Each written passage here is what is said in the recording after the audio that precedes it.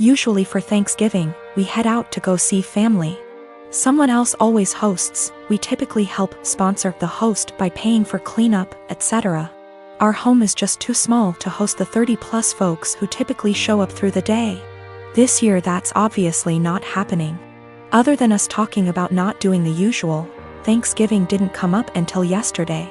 My kids have the week off from online school, and I was doing a puzzle with them before dinner when my husband walks in after work and says, "So did we get a turkey?"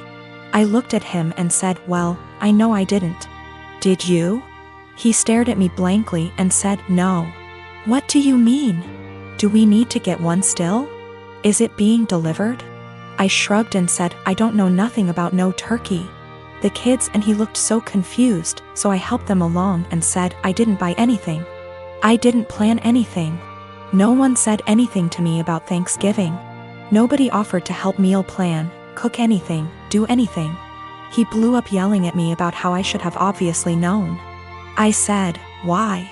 I've literally never planned or made a Thanksgiving dinner in my life. The most I've ever done was help clean up or maybe peel the potato." I asked him why didn't he plan anything, why didn't the kids plan anything? Why is everyone waiting until the last minute and dumping it on me? He just sputtered and yelled and stormed off to his office and left me with the kids. We all had dinner, the kids cleaned up, and I was relaxing with some wine and a book after they all went to bed. My husband tore into me about how he can't believe I left this all to the last minute. Now there will be no Thanksgiving. How could I not be heartbroken to do this to the kids, etc. So I just looked at him and said, "Why didn't you plan? Why did you wait to the last minute to ask me?" He told me I was being a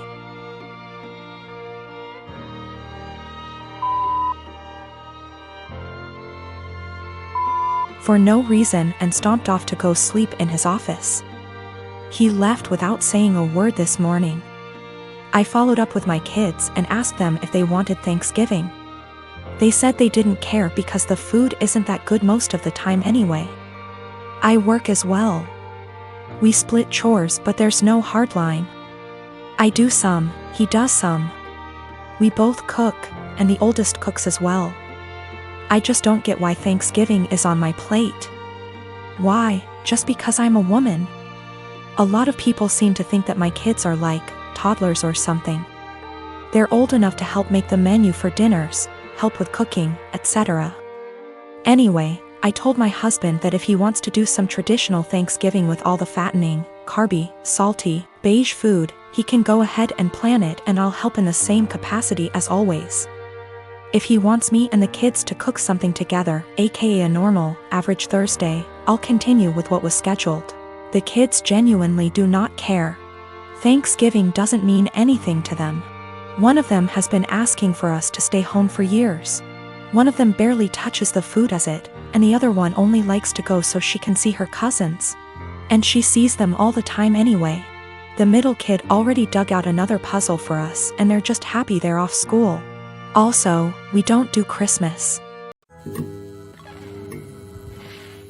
I have been married with my husband for 3 years and Haven been dating for a little over 5.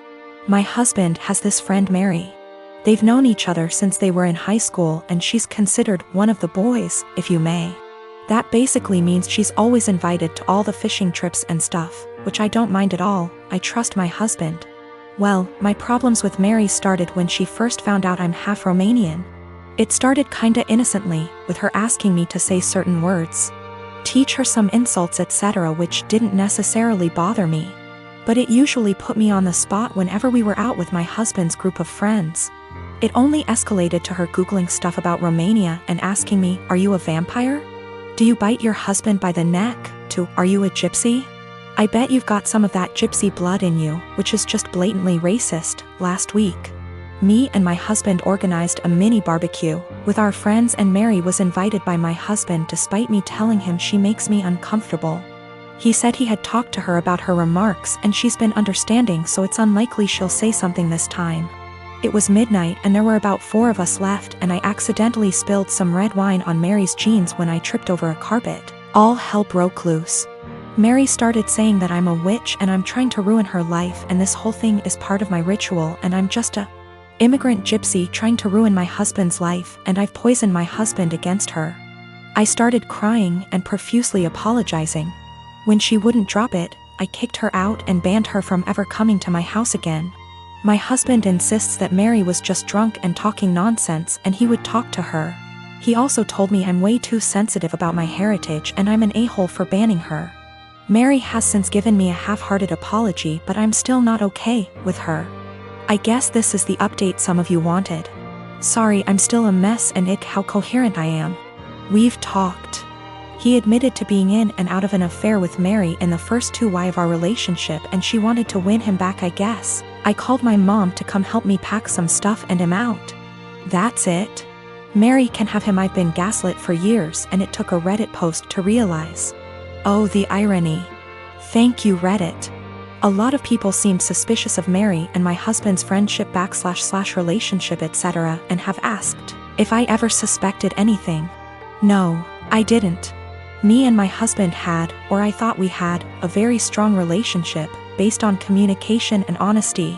Guess it only applied to me. Also, Mary is very close with all the boys in the said friendship group. The other wives raised concerns in the past, but they've all been shut down by the boys in the group or by Mary herself. I guess I always respected their friendship group because they were very close for so long and it felt unfair to change that because of me. As far as I'm aware, the other wives feel the same. Plus Mary has been in a relationship for about 2 years and always claimed she's focusing on her career. She's too busy etc. so none of us ever saw her as a potential threat. But now it just makes me think there could be more to this story. But I'm tired, as of right now, I am just exhausted. My Romanian witch blood won't let me live until I find out the whole truth, but I need time. My husband Tim has a serious dairy allergy. I'm talking about an actual immune system reaction, not intolerance. His allergy is serious enough to cause acute enterocolitis, but he hasn't needed an EpiPen since he was a kid. I work full-time and also have some seasonal work this holiday season because Tim has been without work. And money has been very tight. As a result, I barely get to rest. The holidays are especially hard, and I found myself getting just 1 day off every 2 weeks for almost 2 months straight. As you can imagine, that day off means the universe to me. Now, Tim loves dairy, and will sometimes intentionally eat things which trigger his allergy. Lately, it's gotten out of hand, with him going from 1 risky meal every 4 to 6 months, to every 2 or so weeks. In fact, it always seemed to coincidentally line up with my time off, and I found myself spending my 1 day taking care of him. Last week, I finally asked him if he was intentionally timing it to line up with my day off. I fully expected him to say no, but he admitted that he was doing it to make sure that he'd have a nurse. And so he'd have someone close by in case he had an especially adverse reaction and needed a hospital. I was livid, and told him that he was selfish, robbing me of my rest. I said that if he made himself sick again, I wouldn't take care of him. I'm exhausted and I need to decompress. He didn't say much, so I thought he'd heard me. Fast forward to Friday night. I get home from work, and a few minutes in, Tim gets a pizza delivered. I ask him why, when I'm making dinner, and he shrugs. I ask if a large garlic Alfredo pizza is worth the pain, and remind him that I won't be giving up my rest day again. He smirks and eats an entire slice while grinning at me.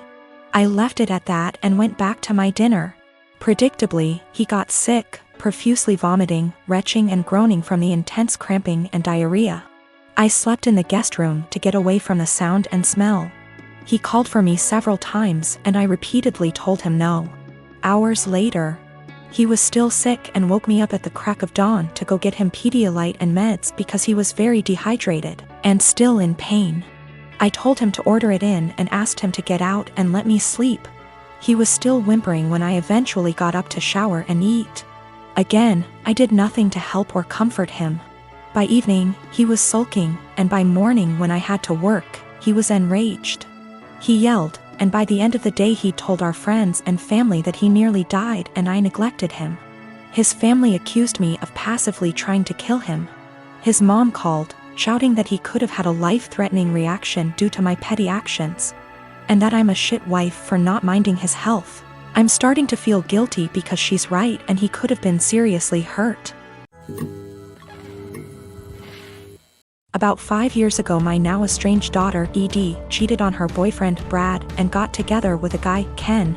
He quickly started isolating her from family and my husband I from her kids. Brad had moved back to his home state devastated after the breakup.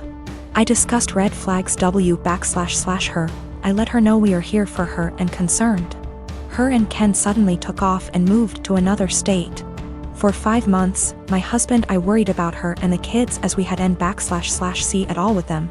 One day CPS showed up at our door with the oldest child. He was obviously injured from abuse that was reported by the school.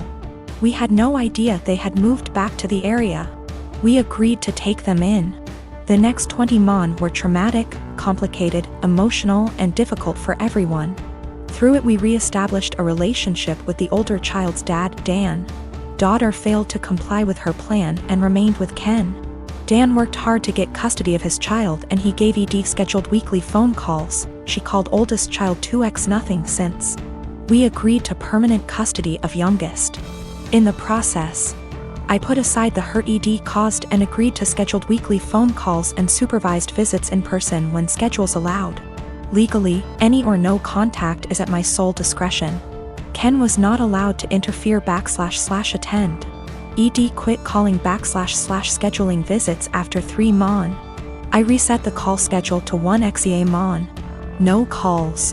6 months later she calls and wanted me to drop everything for a visit the following day. I couldn't because I had to go back to work. Calls stopped again. She left Ken, has a new BF. I know nothing else about her life / whereabouts. She started calling again about a year ago and I let her know that if she was consistent with her monthly scheduled calls, we would move towards weekly calls again. She called 2 months in a row, skipped a couple months, then called 2 more months in a row. Last one happened to be night before child's birthday. She asked him what he wanted for his birthday. He said a call from her. The next day, as he blew out candles, he said, "My mom is gonna call now." He had the biggest smile on his face. Call never came. He refused my offer to call her. We survived an emotional meltdown. Next month, no call, just a text after with a lame timing excuse as to why and sorry about the birthday call, she didn't feel well. Following month, I get a text that ED feels ill again, won't be calling. I am beyond frustrated at this point. I have looked past her refusal to rebuild a relationship with us, but when it comes to the kids my heart aches for them. Hey race where I might be the I responded, parents do not get sick time. We all had COVID recently, including me, and I still took care of the children. If you do not have any time for him once a month, I don't want my time wasted with your excuses. Of course, calls stopped again.